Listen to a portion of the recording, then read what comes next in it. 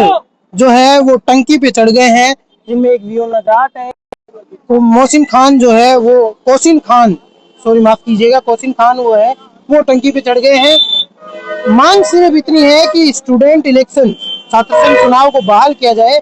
अभी अभी थोड़े दिन पहले ही एक फैसला आता है जिसमें यह कहा जाता है पंचायती राज चुनाव और निकाय चुनाव जल्द हो जाएंगे, लेकिन स्टूडेंट इलेक्शंस को लेकर कोई भी फैसला नहीं आ पाता है। टंकी पर चढ़ने को लेकर तमाम बातचीत जो है उनको लेकर हमारे साथ में महेश चौधरी जुड़ चुके हैं, जिनसे हम बातचीत करेंगे। महेश भाई, सबसे पहले तो ये बताइए कि ऐसी क्या नौबत आनी पड़ गई कि टंकी पर चढ़ना पड़ा?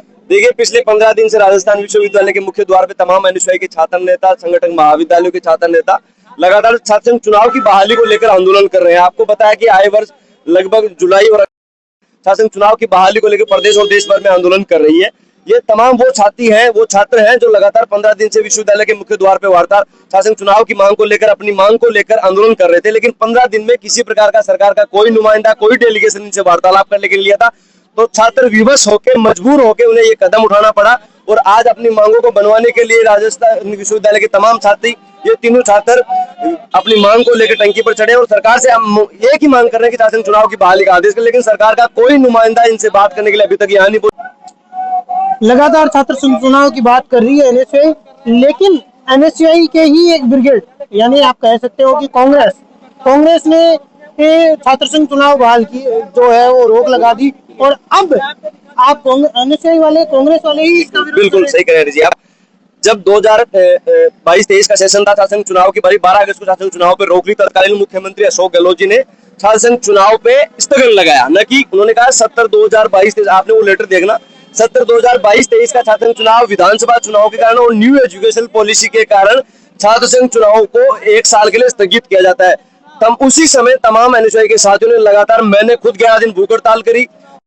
22-23 के सेशन में अपनी सरकार के खिलाफ छात्र चुनाव की मांग को लेकर हमने प्रदर्शन किया। सरकार को हमने चेताया और सरकार ने कहा कि जब नेक्स्ट ईयर आएगा तो उस समय कमेटी बनाई। उस समय तत्कालीन शिक्षा मंत्री राजेंद्र यादव हुआ करते थे, उनके समय हमारी मीटिंग हुई, कमिश्नर के नेतृत्व के अंदर हमारी मीटिंग हुई और उन्होंने कहा जब अगला सत्र आएगा तो उस समय छात्र चुनाव शुरू कर दिए जाएंगे। उन्होंने कमेटी बना के उसको डिसोल्व करने का काम किया। लेकिन जब बीजेपी सरकार आ गई, बीजेपी सरकार ने अपने घोषणा पत्र में डाला कि जब हम सत्ता में आ जाएंगे तो छात्र चुनाव करवाएंगे। लेकिन आज 3 साल उनको सत्ता में आया हो गए, 2.5 साल हो गए, लेकिन किसी प्रकार के छात्र चुनाव को लेकर वो उनकी कोई मंशा नहीं है। इसके कारण छात्र विवश होकर पानी की टंकी के ऊपर चढ़े। जी बिल्कुल, आप महेश की बात से सहमत होंगे। महेश चौधरी जो एनएसयूआई के उपाध्यक्ष है, उनका ये कहना है कि हमारी सरकार ने छात्र संघ चुनाव बंद जरूर किए थे, लेकिन 1 साल के लिए। उस समय बातचीत कुछ अलग थी, उस समय की जो परिस्थिति अलग थी, लेकिन अब परिस्थितियां अलग है। आज ये 3 छात्र संघ जो छात्र नेता है वो टंकी पे चढ़ चुके हैं, जिसको लेकर कई बातचीत हुई है। हमारे साथ में अर्जुन जायसवाल है, जिनसे हम बातचीत करेंगे। अर्जुन भाई, सबसे पहले तो आप ये बताइए कि परेशान हो चुके हैं इस प्रदेश की तानाशाही सरकार को लेके, जो छात्र संघ चुनाव बहाल नहीं कर रही है। लगातार 4 सालों से हम संघर्ष कर रहे हैं, अभी तक प्रदेश की सरकार में जू तक नहीं रहेंगे। आखिरकार आम छात्र परेशान होकर ये हमें ये कदम उठाना पड़ा है। आप फिर भी देख सकते हैं कि सरकार का कोई डेलीगेशन अभी तक नहीं आया है, तो पुलिस प्रशासन ने ये जालियां लगा कर दिया कि अगर छात्र कूदता भी है तो उसको अनहोनी ना हो। प्रदेश की सरकार इतनी गूंगी बहरी हो चुकी है कि मीडिया में है। हेलो, हाँ जी नमस्कार विजयपाल जी, मैं हरी बात कर रहा हूँ रॉयल पत्रिका से। बहुत बहुत धन्यवाद। आपको टंकी पे चढ़ना पड़ गया। देखिए जी, नौबत कोई एक दिन में हमारा आत्मविश्वास नहीं होता है। एक दिन में हम कोई आत्मघाती कदम उठाने के लिए तैयार नहीं हुए हैं।